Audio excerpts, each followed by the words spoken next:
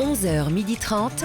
Anne Romanoff, ça fait du bien sur Europe 1. Alors ce soir, c'est la grande fête du cinéma, la cérémonie des Césars. Oui. Et en exclusivité, nous nous sommes procuré le palmarès.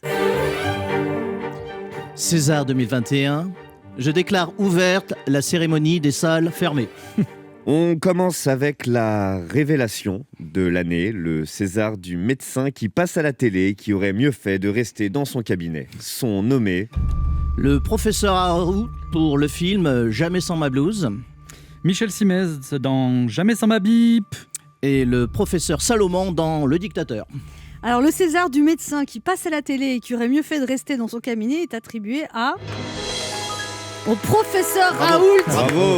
qui est également sosie officiel de Patrick Sébastien. C'est génial, c'est de la chloroquine. À présent, le César de la meilleure ministre dans un second rôle sont nommés cette année. Roselyne Bachelot pour La Grande Désillusion. Agnès Buzyn dans La Traversée de Paris, une apparition furtive, on la voit rentrer dans le champ et aussitôt disparaître. Marlène Schiappa pour Elle cause pas, elle flingue.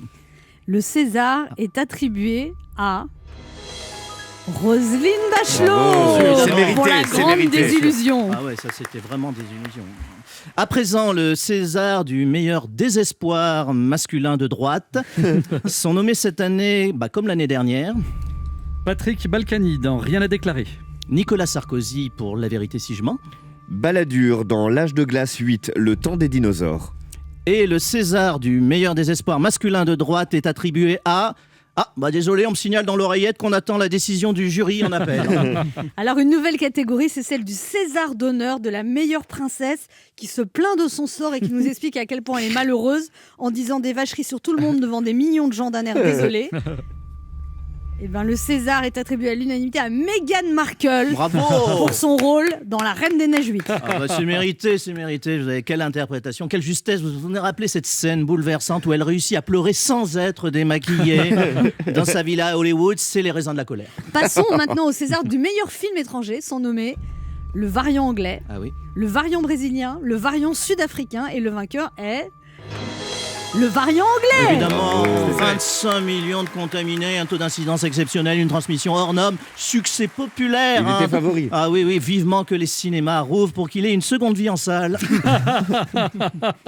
À présent, le César du meilleur acteur qui joue faux en conférence de presse sont nommés Olivier Véran pour Notre stratégie est la bonne, j'en suis intimement persuadé. Jean Castex pour Quoi qu'il en coûte. Nous serons présents à chaque instant. Où sont mes lunettes? Emmanuel Macron pour Nous sommes en guerre. Ah oui. Et le César du meilleur acteur qui joue faux en conférence de presse est attribué à l'unanimité à Emmanuel Macron. Le patron. Ah oui, amplement mérité, amplement mérité. D'ailleurs, on l'écoute. Le jour d'après, quand nous aurons gagné, Oh, ce ne sera pas un retour au jour d'avant. Waouh. c'est merveilleux comme il joue mal. Hein. C'est merveilleux. Et on conclut par le film de l'année dans la catégorie César du meilleur scénario original auquel personne n'aurait cru il y a un an et que si ça s'était paralysé dans la vraie vie, on aurait tous dit t'es gentil Coco, mais c'est pas crédible ton truc, faut le réécrire. Sont nommés les frères Covid pour le fabuleux destin du pangolin, Édouard Philippe pour le 102e dalmatien et enfin Jean Castex, couvre-feu, le jour le plus court.